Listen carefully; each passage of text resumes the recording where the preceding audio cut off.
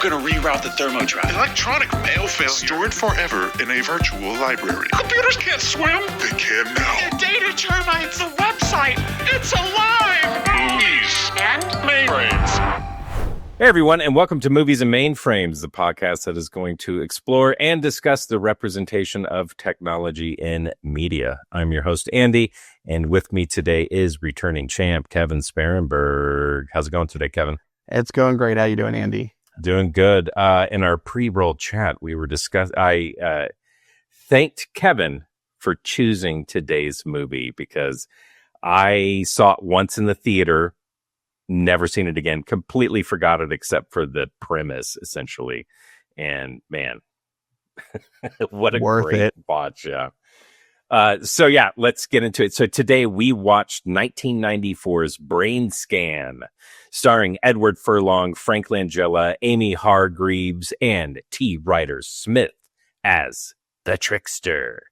Let me read a quick synopsis and we will jump right into our discussion. It says, a teenager is part of an interactive video game where he kills innocent victims. Later, the murders become real. Oh my God. Yeah. Exactly. So yes, Brainscan, you chose it. I absolutely had a blast watching this movie. Not saying it's good, but it's watchable. Oh, it's totally watchable. And the best part, it's 90 minutes, man. And I think it was only 90 because there's so many slow-mo shots in this thing that I think they were padding it out. I was like, oh, it's only 82 minutes. I need to pad it a little bit. But we need to do something. Yeah. And we can't afford real CGI, so we got to save that budget for Lawnmower Man. Exactly. So we'll just go ahead and we'll just make everyone just walk a little slower. So yeah, tell me about Brainscan, Kevin. When was the last time you saw it? The last time I saw it was probably almost a decade ago. Okay. And it was one of those things where actually it's probably longer than that now I think about it. Time is a river. It was probably 20 years ago now. Oh God, that hurts to say. Let me get my aspirin. But I remember I did not go to the theaters for this. Okay. I do remember it being on HBO. Like a lot. Yeah. Like a lot. And I know I saw it there. And it was one of those things where it was on, I was watching something else. They did the promo and I was like, not interested. And then I still was sitting there and then it was on and I was like, whatever. And I remember being like, isn't that the kid from Terminator? But yeah, it's been a long time. And I have to say, mid-90s movies, this one kind of still holds up for me. And I not because, it's not beautifully shot. It is not incredibly well acted, except for Frank. Frank's amazing in everything. Dude, yeah, he's the best. I love Frank Langella. Skeletor himself. So good. The premise is it's been done, in a couple of different ways. But like overall as a time capsule for like 1993 to like 1997, 98, this feels incredibly accurate. Literally one of the last notes I put down, because I've realized that after watching the whole thing, is like whoever did the set design and whoever the costumer were, they knew this time period. And the costumer especially, like the kids wearing the flannel and the hoodies without the strings in them. And, I was like, oh, grunge is coming in. And everyone knew that, that handful of people that were like B-schlock horror fans. So, I mean, it felt incredibly genuine, except for some of the acting. But most of that, I unfortunately have to put on Edward Furlong. Yeah. It's same for me. I had fun watching it. I did see it in the theater. This was during my run of just seeing anything and everything that was in the theater, getting dropped off and picked up, and saw it once in the theater, never saw it again. So it's been 31 years since this movie came out. And so didn't remember it, watched it, absolutely loved it. And I loved it for all the reasons you brought up. It's a perfect time capsule. And it's like you said, the costumes and set design, it's real, Yeah. There's so many movies where it's like they're even in the decade it's supposed to take place, like the 80s or something, where it's the Hollywood 80s. It's too bright and colorful. And it's like, no, man, 80s was dingy with wood paneling still left over from the 70s. And, like it took a while for that stuff to catch on or whatever. And this felt very lived in real. Like I wouldn't be surprised if most of this wasn't sets, if they were just shooting on real locations in houses.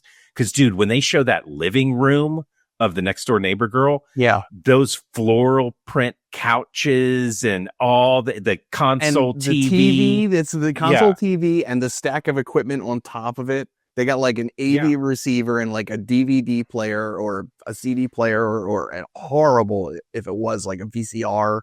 And then like on top of that's like an alarm clock. And I'm like, yeah, exactly. I would say something, but my grandparents had a not dissimilar setup. No, I know. Years. Exactly. Like we never had a console TV in our house during that time period. But yeah, my grandparents had one. We had not that exact style of couch, but we had big, puffy over, floral print couches and everything. Yeah, you can get in, but you can't get out. All right, so let's get into it. So this movie, Edward Furlong, he's a loner. He even lives in the attic of his parents' house. He's got a sweet setup. I would have loved that if I was like 15. And through the opening, cold open during the credit sequence for the open of the movie, we see a horrific car accident and a child. And then, we piece together that his mother had died in a car accident that he was a part of. And so he just lives with his father. And I was actually like, right whenever I started thinking like, where is his dad in this movie? They actually throw in the scene with the answering machine. Like, hey, I'm off at work. I wish you could be with me. I was like, okay, they actually answered that. I wasn't expecting that. This kid or his family, which I've said family later with his father's, like cashed in on a huge settlement. That accident was somebody's fault just because the size of the house, the fact that he has like an entire floor to himself. Granted, it's the attic. It's a finished attic. Yeah. We're not thinking like, hey, I'm looking at studs and insulation here. This thing is wired.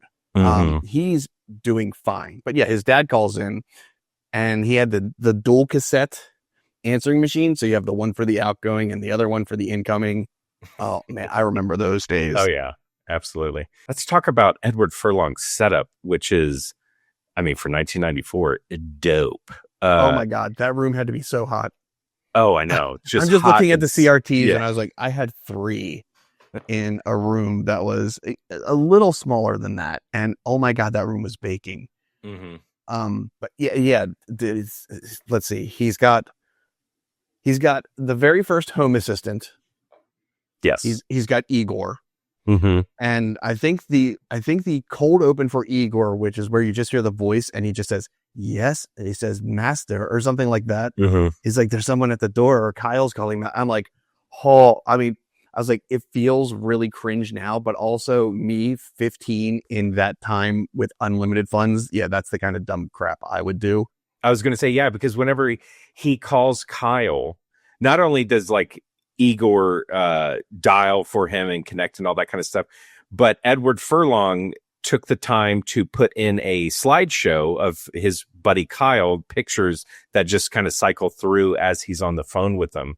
And he has that for other people too. But just completely ridiculous. But also like whenever I was 15 or getting new technology, I just remember that feeling of like, I have to customize this to a point that is just ridiculous. Like I remember when I got my first cell phone, I was in my 20s, but like everybody had, whenever I could, like everybody had their own specific ringtone. Everybody had this, whatever, the pictures. And now as in, middle-aged man, I cannot be bothered with that stuff. The only thing I customize now is like my actual alarm. So it will actually wake me up. But I do remember that feeling of new technology and being young and just like, oh, I have to make it absolutely tailor made for this very specific, function or whatever. Mm-hmm. And it just made me crack up because I was one of watching those things where when they gave you a feature, you had to tweak it. Absolutely. Yeah. It didn't matter what it was. And can I just ask, because I'm not an audiophile, Did he have enough speakers in his room? I really wasn't sure what the quantity is. No, so as far as I could tell, he had like 2 desktop speakers, right? But then he Little had lab like techs, yeah. then he had like 2 more pretty big, like 10 or 12-inch studio monitors. They probably had like 4-inch tweeters on them and stuff. And then on top of those, I think were some other satellite speakers. And then I think he had some 2 big standing ones in the back of the room. Like, good Lord, dude, that guy had speakers everywhere in his room. I mean, and there's a shot later where you see some of the like the PA style ones like hanging from the ceiling. Yes, exactly. I think his chair was flanked by a pair of them. Like, I don't know, they had dials on them. I'm like, they kind of look like speakers. Otherwise, that chair is ridiculous. And also, why would you want front firing speakers if you're sitting in a chair? But I don't know what his tastes are. Maybe those are just thumbers. No, and he needs him for whenever he takes a nap, because they show him taking a nap in the movie while he's blaring heavy metal music. And I was just like, what are you doing, bro? Like, you're obviously trying to take a nap, but yeah, he just needs to surround himself with sound. Yeah. Kill all the memories of his mother, whatever it is. Yeah. There's a lot of, and he even mentions it partially to the principal, Dr. whatever his name is. There's a doctor of something, the worst doctor of something, whatever it is, if he's working with kids. Dude, and he says it's for worst. Escape. And he's like lighting a marijuana cigarette. Like, yeah. Okay, dude, how long have you been a principal? Like 8 minutes? Yeah, dude, that principal. So Edward Furlong also runs a horror club, AV style. And the principal calls him in because, he's showing stuff that's inappropriate and everything like that. And just the worst principal in the world. Like, their conversation, even for 1994, wildly inappropriate. Whoa. The minute it happened, like whenever and I'm not going to even say what he says because it's a corporate podcast, but the minute he asks him that question, I was like, whoa, bro, pump them brakes. Like, what? You are talking to technically a child. Like, what are you doing? Yeah, and Edward was the youngest person on set, as far as I know. Like, I think whoever played Kyle was a little older than him, and I know Kimberly, his neighbor, was like 24 and like playing like a 16-year-old. Like, according to my research, Edward Furlong was legit 15 years old. Yeah, and everybody else was in their 20s. Yeah, which is also had to like feel weird, especially for the neighbor girl, Kimberly. Like, that just it gets awkward later. Yeah, because that's because I'm doing the research. And I'm like, he's 15 and you're 24. That's not cool. Yeah, and that's like, I hope these were clever cuts where he wasn't actually doing the stuff with us. Oh, by the way, if we didn't make it obvious, being a 15-year-old loner, he's also weird in other ways and essentially a stalker without actually going anywhere. Now, granted, he's not going far. He's the equivalent of like the old movie where you have like a telescope on your balcony, except he's got a camcorder. Yes. That when he pulls out the camcorder, I laughed out loud because he's watching Kimberly through her open curtains and everything. And he steps out of the way for a second. And I thought they were going to be like, oh, he's going to turn out the lights and continue watching like a creep. But he just comes over, not with a like it's already set up on a tripod at the right height. Like he's just been waiting for this moment again. And the minute he just comes back with the camcorder, I just started cracking up. Because again, like we're 8 minutes into the movie and it's like, yeah, it's a bold choice. Just creep from the get-go. Yeah. And as story setup goes, I kind of get it. But there are other ways to do that. Like, he's a loner. He literally has one friend, his buddy Kyle. Yeah. He's, he was injured, so he's obviously not in all the kinds of sports stuff. He's in high school. Everyone felt at sometimes, even if you had 10 friends, you felt alone at times in high school. Oh, yeah. So you totally, like, I get it. And then there's a girl who's been his neighbor for who knows how long that he's got feelings for that she's never seemed to reciprocate. So... so there's a longing there. There's a longing to belong, to be a part of something. I get it. There are better ways to do it than, sexualize and videotape. Really. Yeah. And I love it that they tried to soften the blow of his creepiness by cutting to her and she's like, kind of trying to see over her shoulder, like, oh, she likes it. Like, oh God, no, come on. But yeah, also like from a storytelling perspective, it would have been better if she was the creeper in that way, because it would have been like she's seeing him at night leaving mysteriously. Like, why is he leaving in the middle of the night? But he's the one who's the voyeur. He's the one who's watching. Just storytelling, it would be better if it was like, oh, she's piecing things together, and that gives them some friction and things to talk about and everything like that. I'd agree with that. But so he gets this copy of this brand new game called Brainscan, published by Scientific Perception Laboratories, and using I wrote a that new down. technology called, just generically called, reality compression. Okay, sure.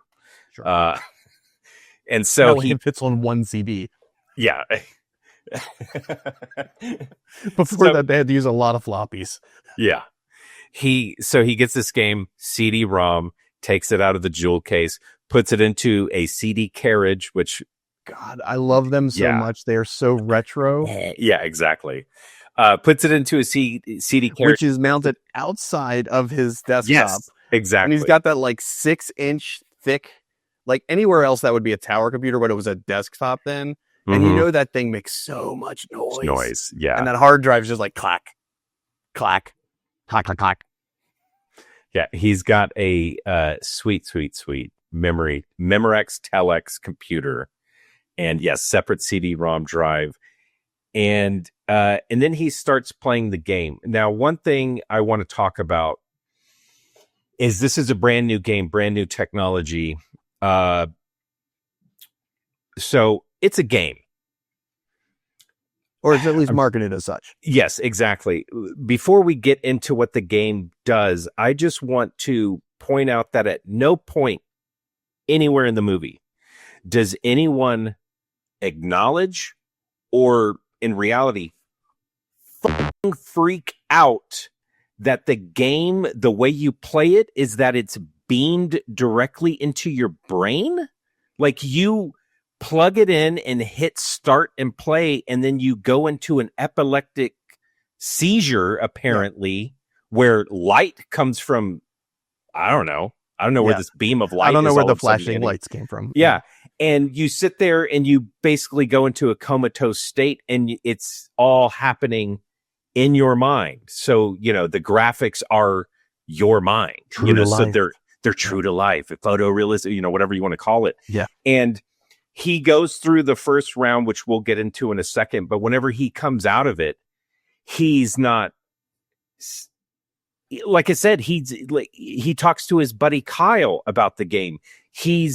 Does it multiple times, and at no point he's like, oh my God, how is this happening? It's going directly into my brain. There's no interface. He's not wearing a suit or a neural cap like a squid in Strange Days or anything. At literally the wrong time. Right. Exactly. Like, the science of it, that's where the science fiction for me comes into it. But the psychological part, the horror part of this is, a bunch, but also it's an interactive game, right? It's still a game. Yes. Like, it's still marketed and such. If it is a game, not a digital experience, which is slightly different, then he should be sitting in that chair, hit the play button, and then have a controller or a keyboard or a mouse. But he fully expects this to be what it is. Right. Exactly. Yeah, he's just like prepared. Mm-hmm. And he's got the milk point, and cookies. He's set. He's locked and loaded for a great night in while his neighbors are having a banging party. Exactly. Yeah. That's the craziest part of this movie to me, is that it's never discussed. It's never brought up. Where is the one little 4-second scene of him like looking at the literature of the game that we all loved and did, like, couldn't wait to get the booklet out and read like everything about it? Where's the part like, doesn't need a controller? What? Yeah. Just sit back and relax. What? Yeah. Like, there's no part like that. And it's just, best experience by turning down the lights and turning up the sound. Yeah. I mean, exactly. Those are things that, like, as as a young, impressionable 15-ish in that same time frame person, Mhm. that's the kind of stuff that would have totally told me like, no, I got to try this because it's telling me.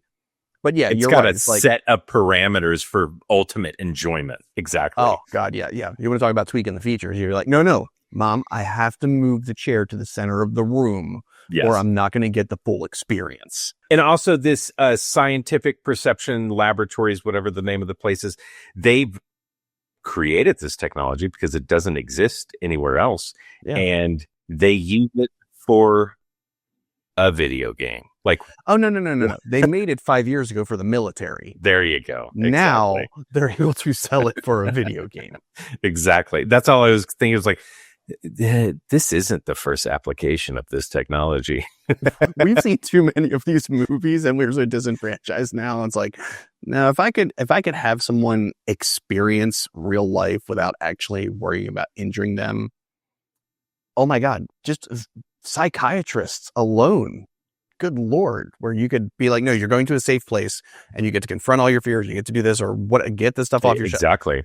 Oh my God, it would be revolutionary, which it kind of was for Edward Furlong's character, but Mhm. not in the right way. So he gets into the game, and it's set up that through him, he tells Igor to just call the publisher. Gives him the phone number. I have so many questions.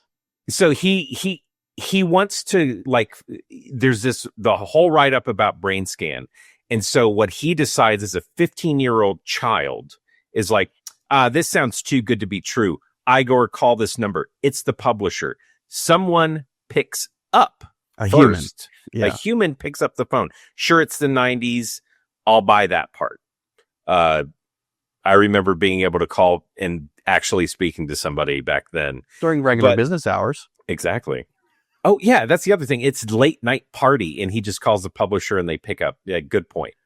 But also, it's technically a horror game, so I mean, yeah, they might just have night hours. And so, as a 15-year-old child, he calls this publisher and is basically just telling him, like, hey, man, I'm reading your thing, and it all sounds like bull crap, blah, blah, blah. And the person on the other end assures him that, no, this is a revolutionary experience, blah, blah, blah, play it, whatever. And they set up that the whole entirety of Brainscan is essentially like 4 games on 4 different discs, but you have to complete the first disc before you get the next one, and so on and so on. Yeah.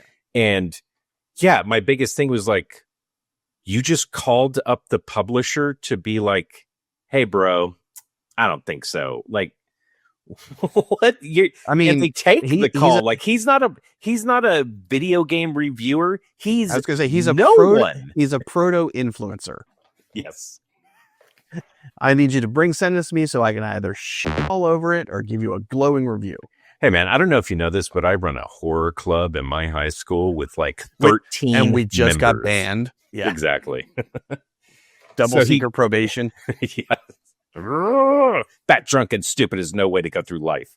He puts it in. We see the menu with, which we're later going to find out is the Trickster, an animated, it's just a bust of him. And he tells him like, hey, ready to play the game, blah, blah, blah. You have a time limit. Gives him the rules of the game that essentially he's going to have a time limit and he can't move on to the next disc until he finishes this one.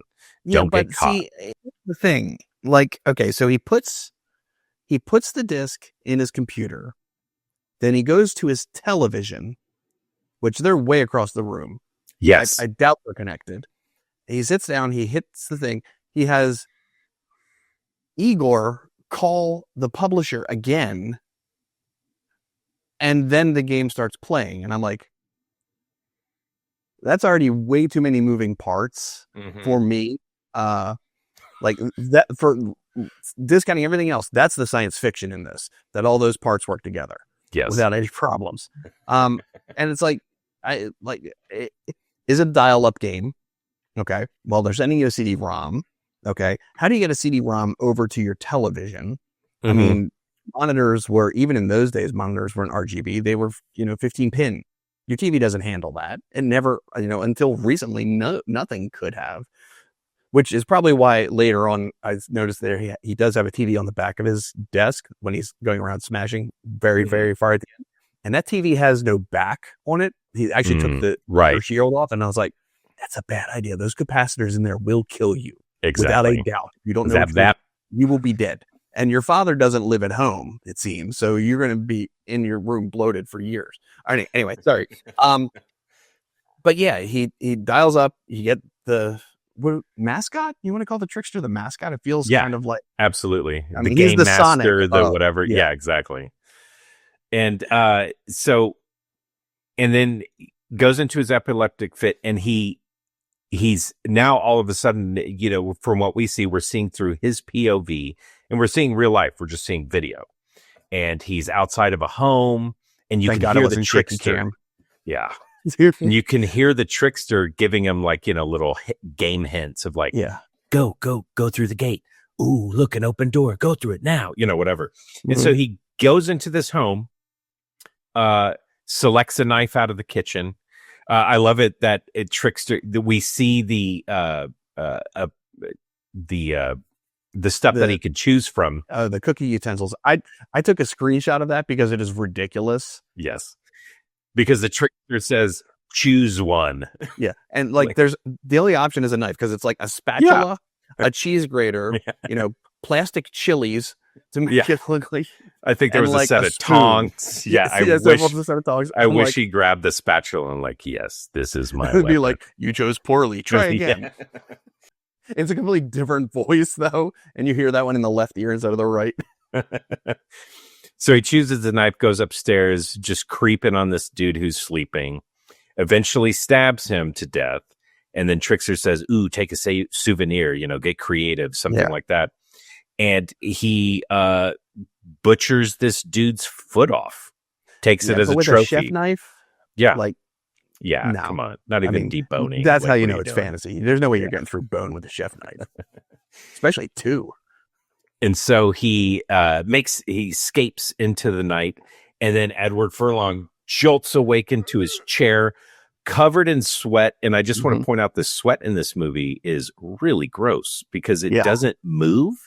It just sits on you like gel. So I don't know what they used for sweat, but every time he was sweaty, which was a lot in this movie. It was enough to make me feel uncomfortable. So uncomfortable because he was just covered in this goopy but sheen. It didn't. But then when he like sits up, you expect like at least the runnels to like run down the beads or something. But no, he sits up and it looks like pox. Yeah. And it just sits there. I'm like, oh, did they just use straight Vaseline? Because something here is not, no bueno. Exactly. I did not like that. It's so gross. And also him pouring milk on himself to like cool off at the end. I'm like, all right, there's like water. I'll give you water, but you live in this room. Yeah. Your bed is in this room. You just poured milk. Okay. Over your clothes. Fine. They'll get washed, but into your leather chair that you sit on, not going to, no judgment, but I think that's going to be funky in a couple of days. Dude, just rancid. And, jolts awake in his chair and realizes like, oh my God, it was all a game, beamed directly into my head. And he sees on the screen that he had like, 8 minutes left and his timer. And so, and the first segment was an hour long. Yes. Hour long. They progressively got shorter and shorter. And then after this first murder happens and Edward Furlong sees like the news reports of like somebody was murdered, this and that. And he's like in their bedroom. Which, by the way, the news report shows footage of the actual murder scene. And people collecting evidence in the room. I'm like, they are in with forensics, just stomping around with camera gear while people are gloves and they're showing blood and bloody handprints. And I was like, I remember watching the local news in those days, and it was pan shots from the outside with the police cars. Yeah. And maybe they would get like a neighbor to be like, no, he was a good boy or whatever, they always say. Always kept to himself. Yeah, whatever. But yeah, it would be panning shots of the crime tape scene, shots of the crowd that are outside just gathered, shots of the police who are outside. The street crossing. Exactly. They always do the street crossing. God, it feels like these are kind of, now that I look at it as older, I'm like, was there a formula for local news coverage? I feel like there was that I just wasn't aware of. There was, absolutely. I worked in news for That's right. 16 I'm talking plus to the years. right Yeah. person. Absolutely. There was a standard model of like, get these 4 shots and we're going to edit them. Say, like, you could rinse and repeat if you wanted to. Would it be right? But we could easily use crime scenes from other things, and you can't tell, you know. No. Not Not for a 2-second shot. Yeah. Yeah, they are in there with forensics, just mucking up all the evidence. And then Edward Furlong, super curious, goes past the crime scene tape, is in the driveway by the gate. He's by the gate where the person supposedly entered this house. And if they're the halfway good detectives, they know the entry point. After more time with Frank Langella, I am not, I don't feel confident in his, detective skills. Mm-hmm. But I mean, they're better than his partner. Yeah. Oh my God. So much better than his partner. Yeah. I mean, at least Frank Langella's wearing a suit, so he looks official. His partner looks like a detective. Looks like just some dad hanging out, or later, a possible murderer. Yes, exactly.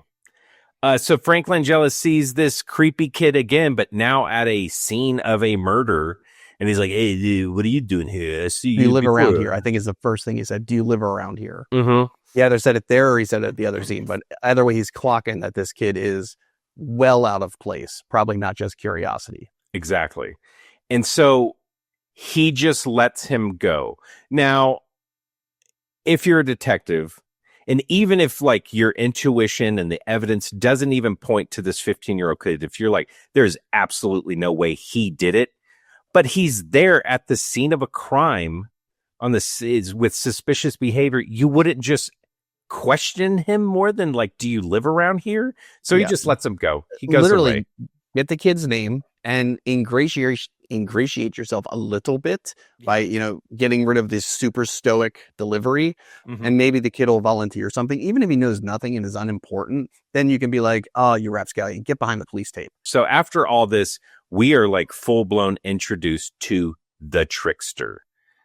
He comes out of the television, which I have to admit, like whenever the effect happened, I was like, oh, that's kind of cool. I mean, for the time period, I was like, oh, it doesn't look like I thought it would look. I thought it would look like some of the other effects in the film, like when they start to meld, I thought it was going to look more like that, but they do this cool, like Wizard of Oz orb with his head. And anyways, it was different. His head appears first and then his body kind of flashes in with a phosphorescent orb. Yeah. So the trickster shows up in corporeal form in his attic, and it just acting like Jim Carrey. He's a trickster. He's jumping around and doing all these, bows and everything. At your wish, just really hamming it up. And it basically just gives him the rundown of like, oh, this is, the next level, I don't even know what his deal is, because if it's a game, but then you do it in real life, there's no motive. They don't talk about any motivation for the trickster. He's just tricking you. But even if he tricks you, like, why would you even plug in another disc after you realize the murder was real? But he doesn't say like, you have to do this to get out of it. He doesn't say like, I need you to do this so I can be real and rule the world, or, whatever. There's like, he's just there as an advisory. I mean, he's your evil lawyer. Yeah. He's like, look, there was a witness, so you know what needs to happen. Yeah. And you left some evidence. You know what needs to happen. And get some character witnesses over there. You know what needs to happen. Exactly. I mean, he's literally like evil lawyer. Mm-hmm. That's a good point. You're young. I don't want you to go to jail. You don't deserve it. You were just acting on your darkest impulses, which I think as a theme is always interesting, because everyone's got, dark impulses at times, and you never fully let them out. So something like this I could see as actually being cathartic if it wasn't like targeted. Right. But I'm also weird in the head sometimes. So, but yeah, the trickster's just amazing. And the makeup was done well. I mean, the practical effects were okay-ish, like the finger thing. Yeah. Where he like bends on the wrong way. I'm like, all right, well, yeah. I mean, the crunchings and the audio for it was amazing. Like the rubber hand was a little less impressive. Right. Yeah. But honestly, the thing that put me off the most about that man was those long, disgusting fingernails. Like, Dude. literally, that was the creepiest part of the whole thing. Because nowadays, he had spiky red hair, definitely a wig. He had a craggy face, probably prosthetics. He had those fingernails, and he had a nose ring. And I'm looking at it going like, none of those really feel crazy outside the realm of like a human to me today. But those nails, 100%. No bueno. No. Yeah. And so gross whenever he was, they show him in his feeding himself, and he's, of course, just like eating everything from raw chicken.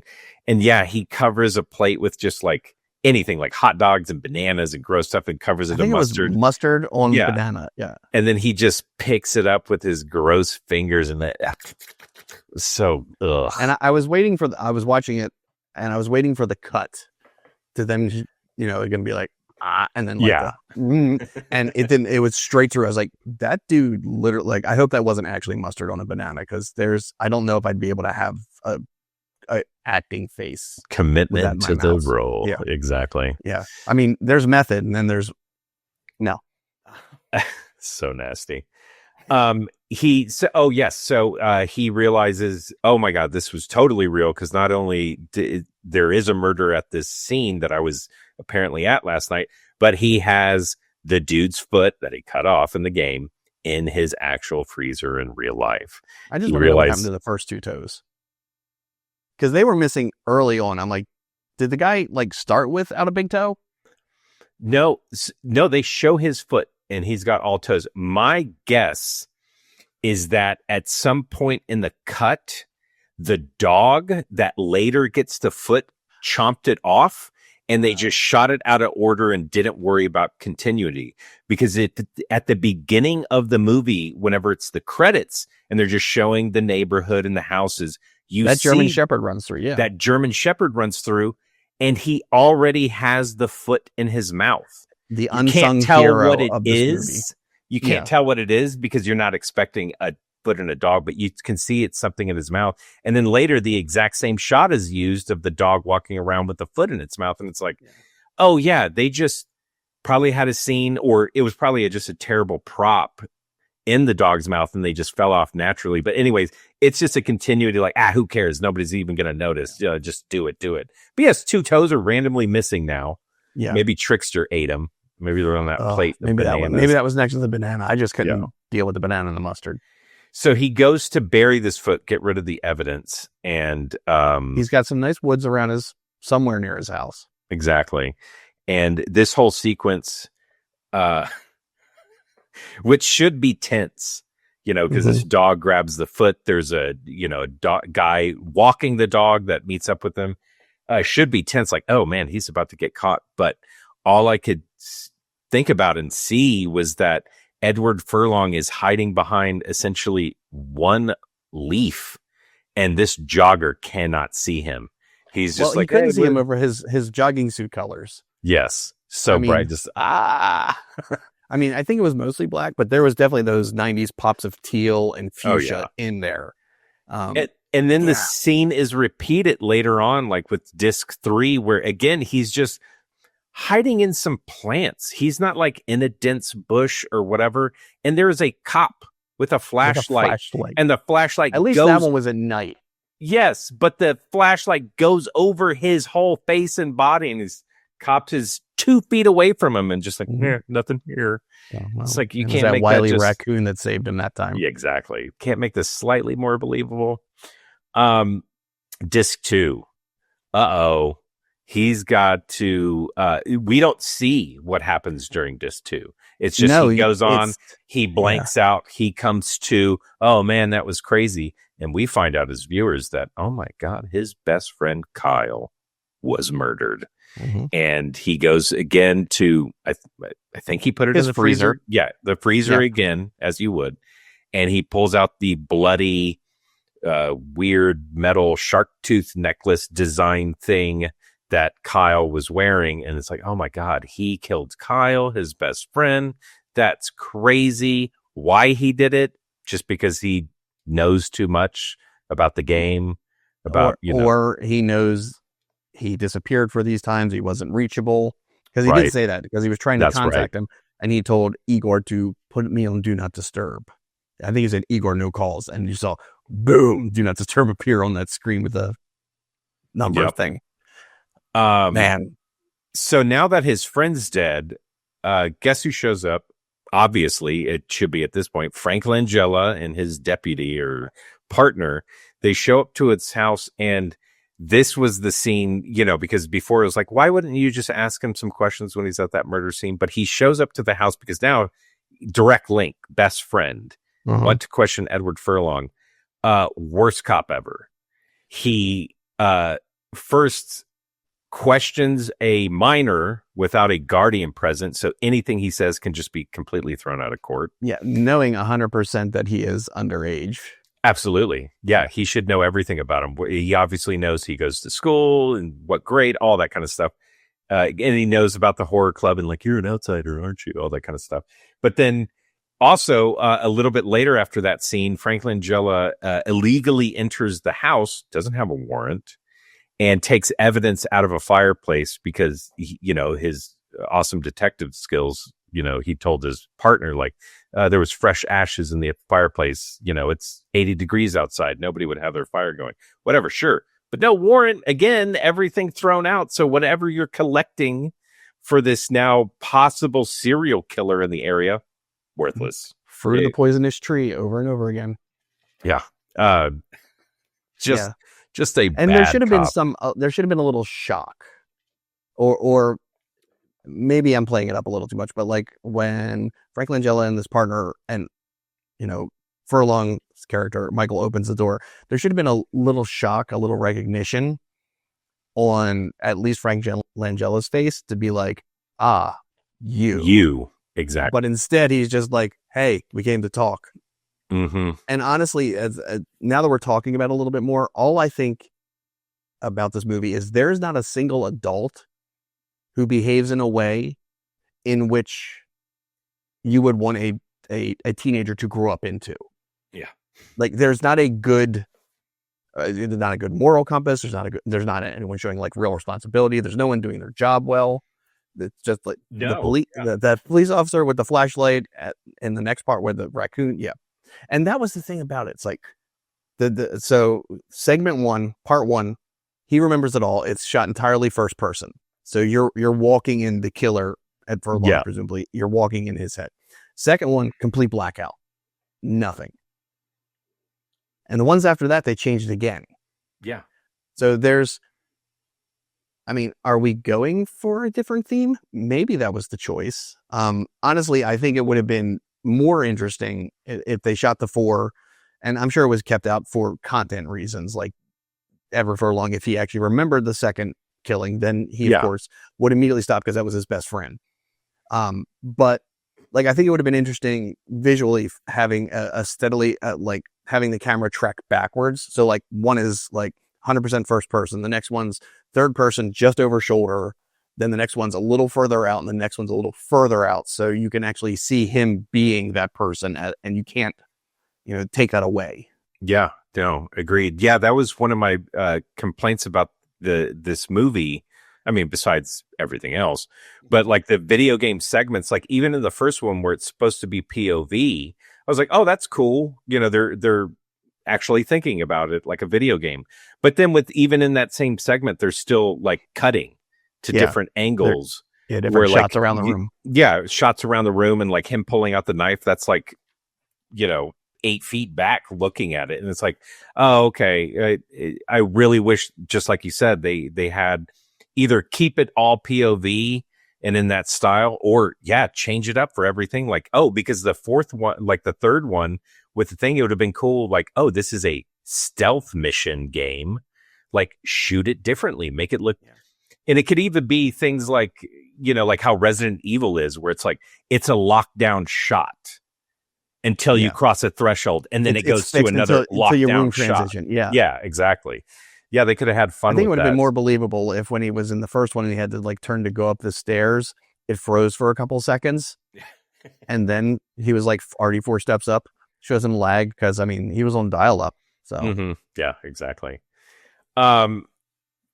So Kyle is murdered. He's super bummed. He's obviously responsible. Trickster comes back. This is the gross banana stuff. And then anyways, he tells him, third disc, you're going to have to get rid of some evidence, footprints, because of his limp. They'll know it's him. Okay. Now, honestly, that, as evidence goes, is a good drop. That is a good True. one because it'll be different, you know. I mean, let's be serious. Everybody and their brother in that town seems to be wearing Chucks. So you can't go by the fact that they're wearing Converse Chuck Taylors. You've got to go by something else. That would be something definitive, or at least, you know, circumstantial, but had some value. Yeah. But also, they didn't really protect that scene very well, did they? No, not at all. Like, these are the worst cops. They are.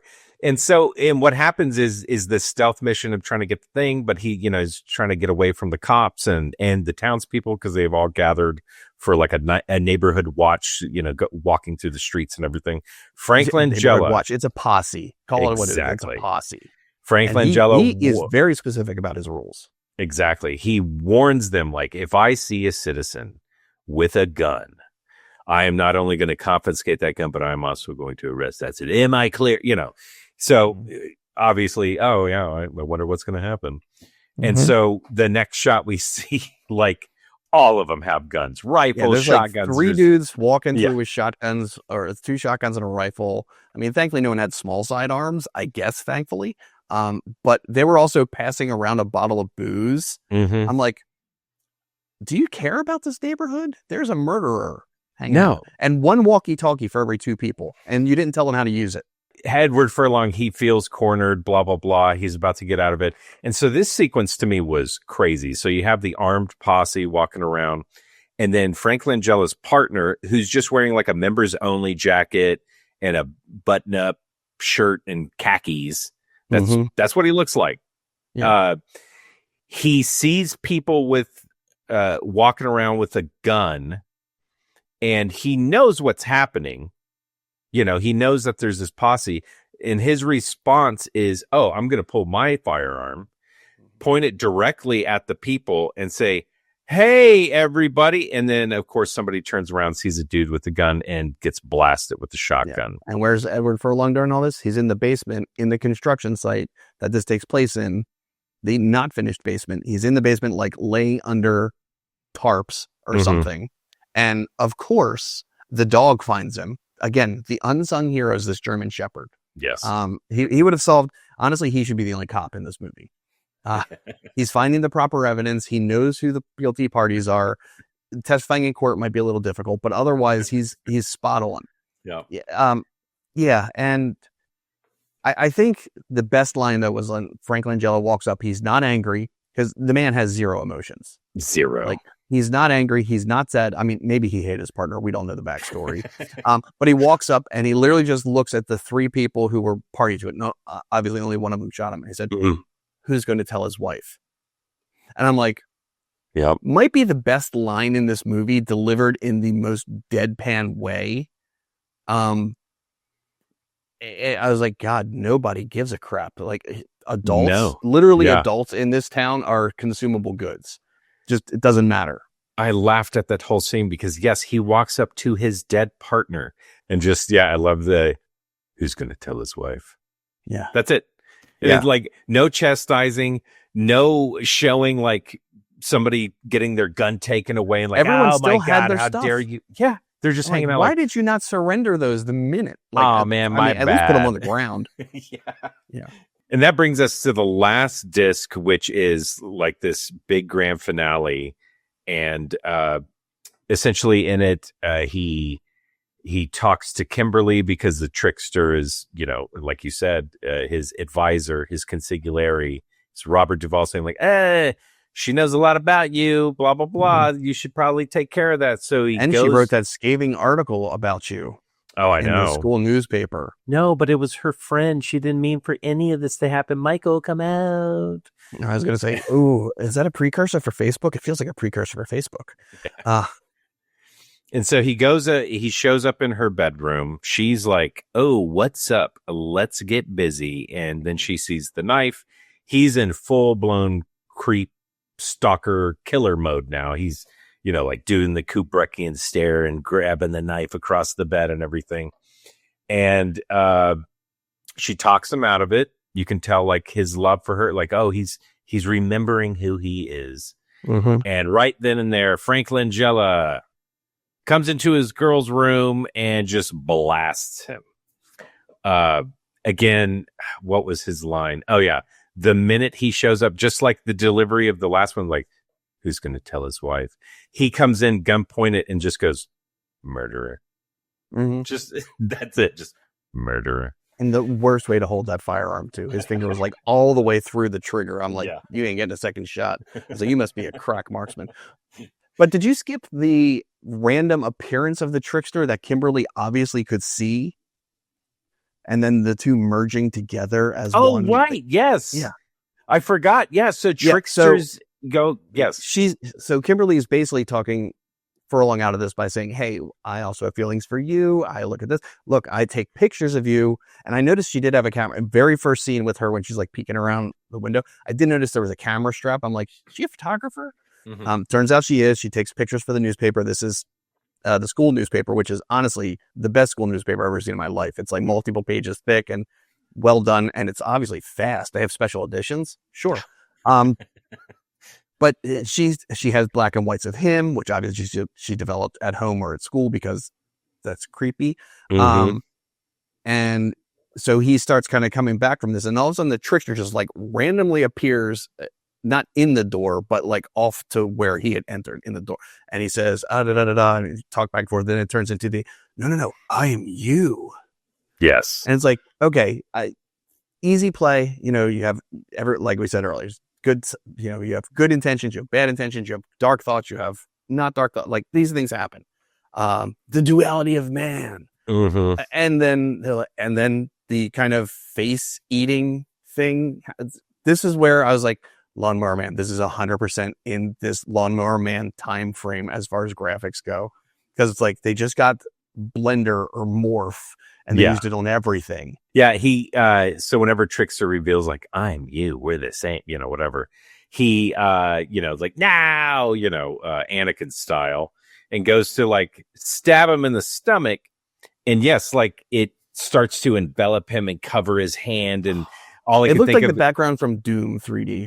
Yeah, to me, it was like, oh, this is the exact same effect that they did in Time Cop when the two Ron Silvers merged together. Yeah. And it was this fleshy, glossy, like thing. And body horror, but we're not paying for actual effects. Exactly. And in my research for this film, they were supposed to merge full blown into a grotesque, disgusting monster. And they did it. They had it. But the director was like, no, it's too grotesque. It's too real looking. Let's just do the thing. And then he'll just like, we'll give him some contacts for his eyes. And he's got some green stuff on the side of his face. And he's like, oh, now he's fully embraced the dark side. Yeah. Exactly. And then Frank comes in and shoots him. Yeah. Frank comes in, murderer. Comes in and shoots him. But yeah, that's like one of my one of the things I also wish the movie did is I wish it either leaned more into the tech side of it and the mind trippiness of it, or lean more into the grotesque, because this is a pretty tame rated R movie. I was expecting more blood, more gore. 2 F-bombs, I think, in the whole thing. I wasn't counting. It was just one of those things, like I'm watching it and the fact you said R-rated, I'm like, oh, it was? Yeah. Like, I completely missed the mark, because like it didn't seem all right. There was a tiny bit of nudity in the beginning. There was some blood. There was a little language, but I mean, this is like a lowercase R.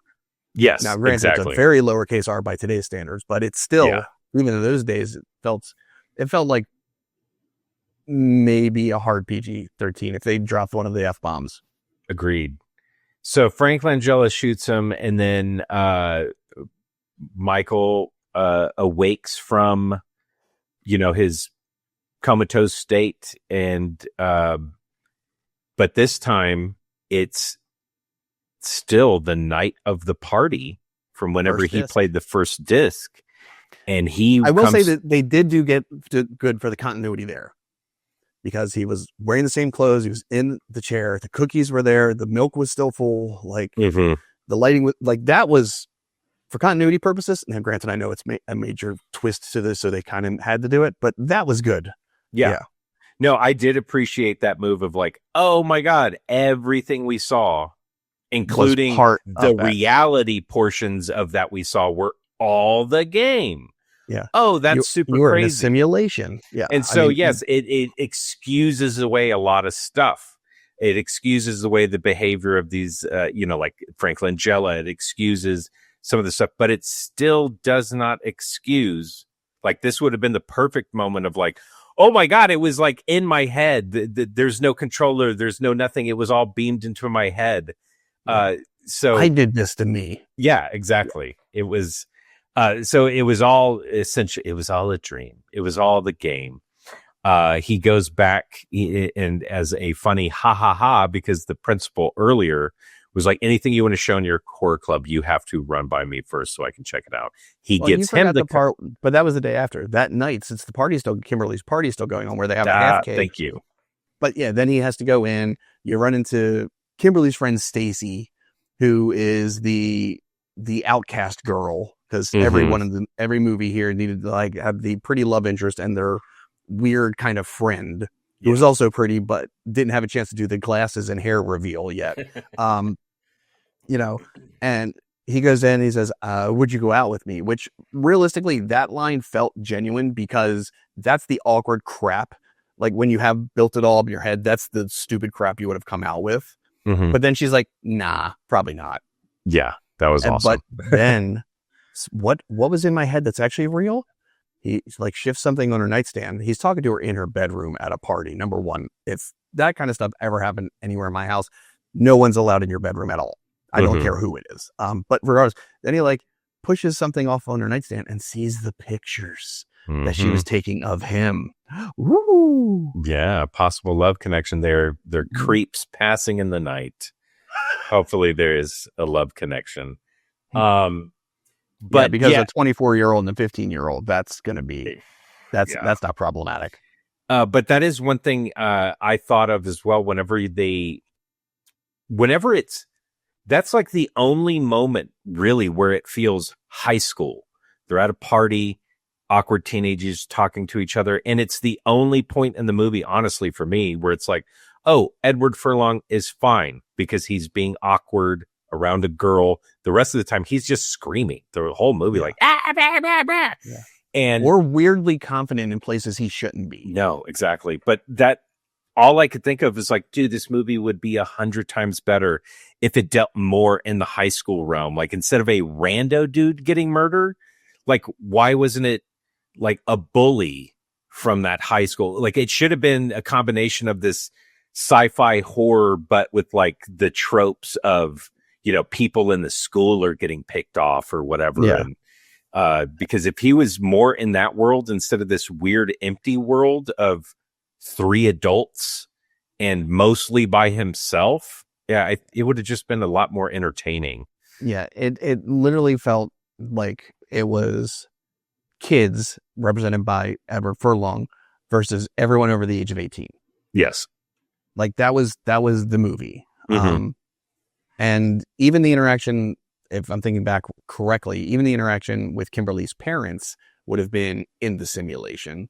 Yes. So his little bit of awkwardness there, like, doesn't really apply because he, like, I think that's when, like, on the TV was talking about the murder and he started to freak out. But yeah, the closing, but then, yes, you mentioned, since the principal had said anything you want to show at this number one, your club is banned. Yeah. Okay. And I need to approve anything they're going to see. Which is it? Yeah. What is it, dude? Is it banned, or do you just need, editorial approval? So he does what anyone would do in the situation, takes Brainscan to the principal for him to play/watch, which I thought was hilarious. Me too. To me, because I'm like, there's zero chance this guy has the gear. Oh, right. To play that game. I didn't even was think like, about that. This is like you gave a guy a copy of Crysis and he's got like a Pentium 2. Yeah. There ain't no way he's going to be able to enjoy this. Like, he might actually have a seizure. Yeah. So, and then right after that scene, Edward Furlong looks over at the principal's desk, and who's sitting in there? The trickster. So what is it, movie? They could have played so much on that the trickster is literally a malevolent god, like an actual trickster god. And it just happens to be like palling around, hooked up somehow, or found out about the scientific whatever lab. You found out about the things that, this is a great way to get reintroduced to the world because people don't believe. Like, you could weave that in there, but there wasn't any exposition to that effect. I feel like there was a lot of this that hit the cutting room floor, either actually after filming or during script, because I feel like it was written by at least 2 different people at 2 different times, going for 2 different movies. Funny you mentioned that, because this was written twice. It was originally written in 1987 by Andrew Kevin Walker, who also wrote Seven. Oh, okay. Okay.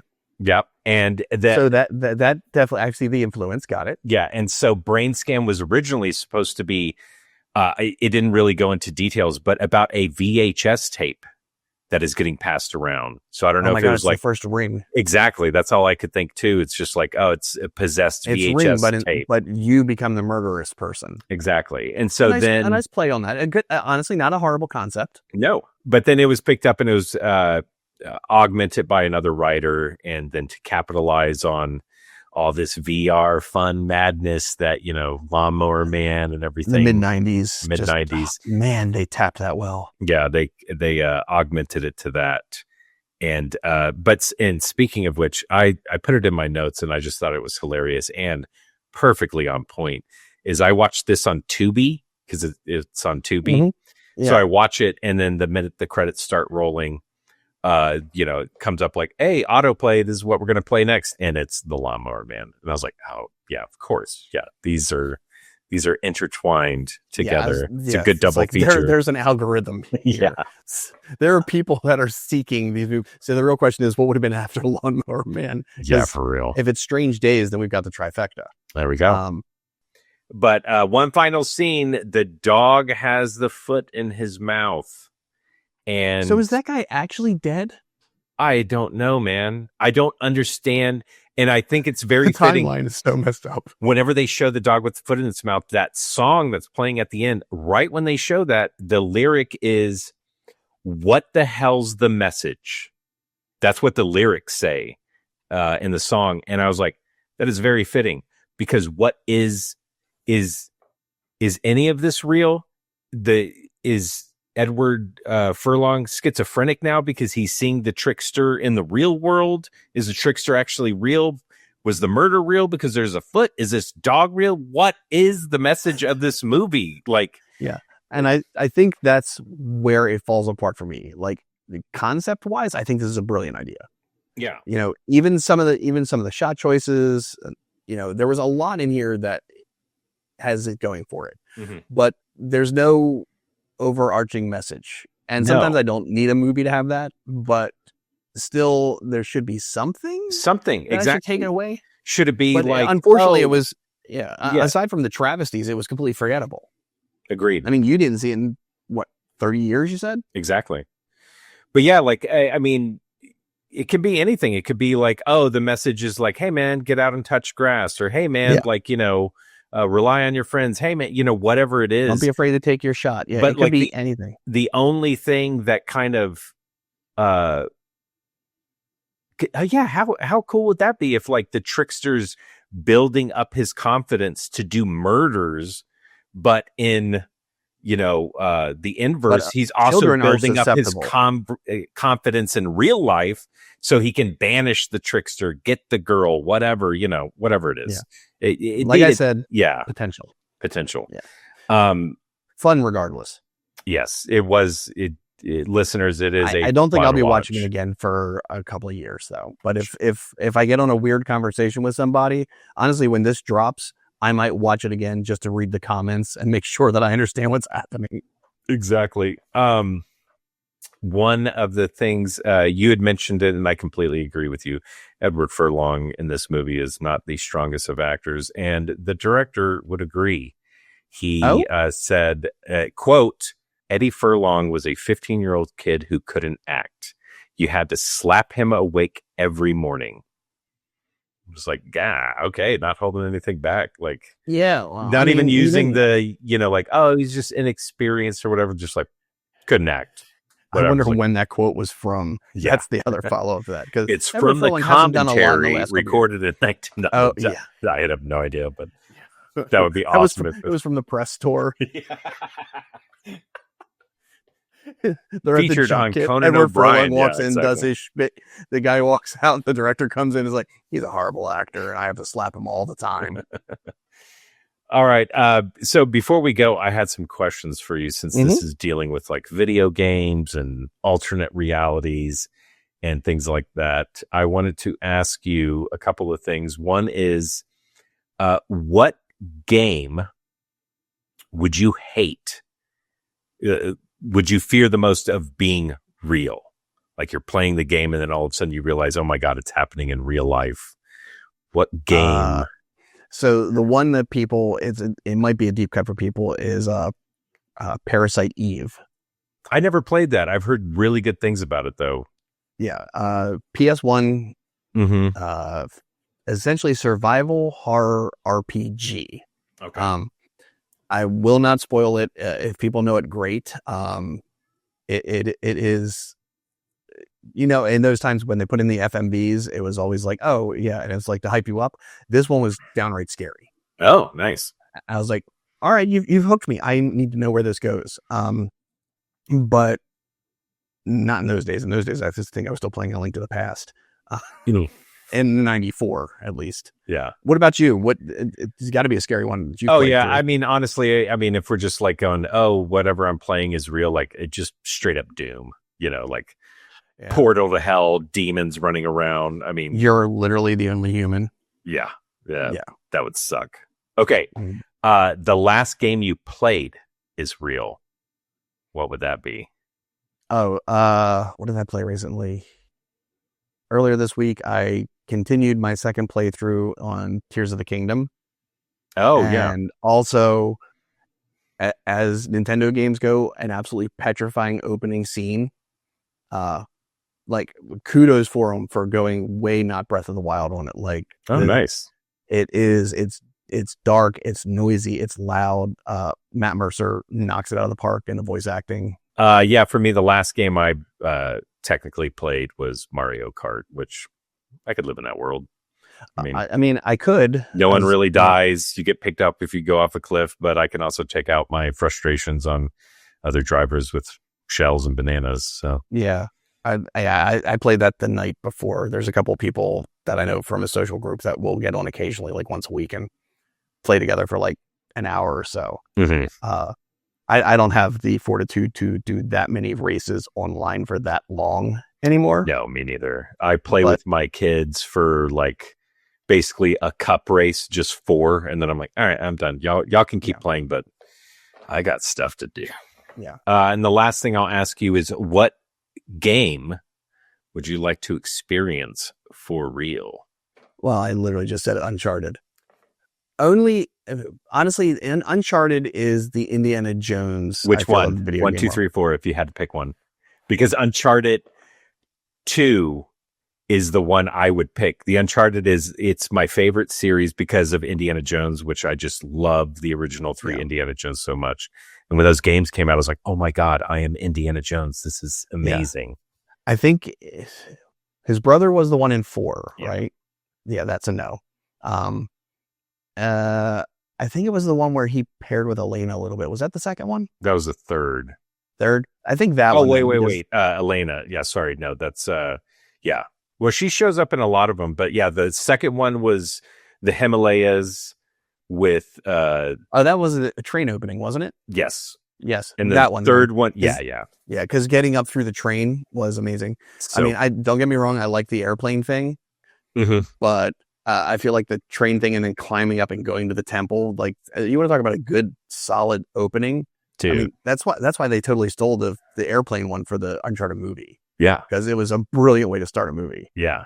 All right. Well, that's going to do it for this episode. Listeners, I always want to hear from you. You can head over to thwack.com, look for Movies and Mainframes, leave me a comment, or you can email me at moviesandmainframes@solarwinds.com. Again, thanks, Kevin. It's always a highlight for me, too. Good to see you.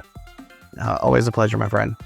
All right. Well, that's going to do it for another episode. We are going to log off, and until the next time, we'll see you later. Bye, everyone. Movies And Mainframes.